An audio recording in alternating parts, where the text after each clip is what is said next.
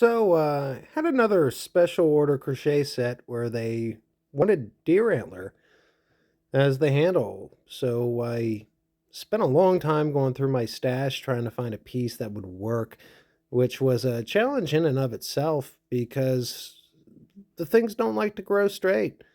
They usually have a bunch of crazy curves and, can be very difficult to find straight pieces that are the right size you need.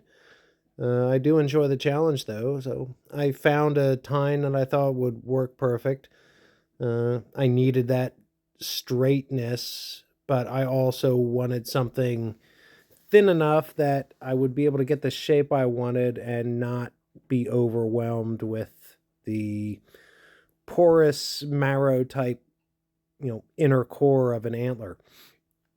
And so I found this piece and got it shaped up and came to the conclusion that the hardest part was going to be drilling the darn thing, because the hole needed to be absolutely perfect to get the shape I wanted, given the shape of the antler.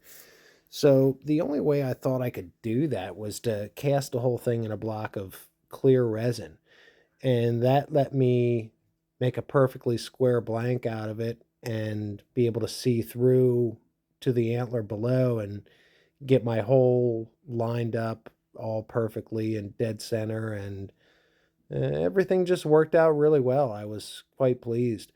Uh, Also, there was a couple little low spots in the piece that I thought, well, if I leave any of this resin behind, I might be able to have some little windows into the natural outside bark edge of the antler.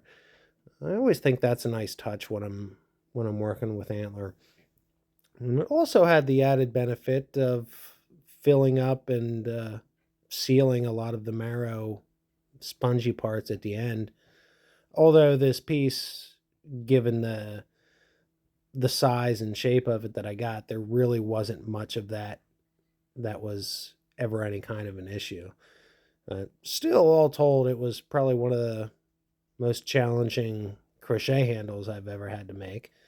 I do work with antler quite regularly and just never had one that was this demanding.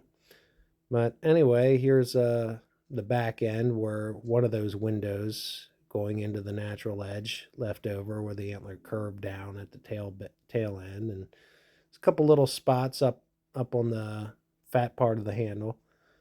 And all told, came out lovely. And thanks for watching.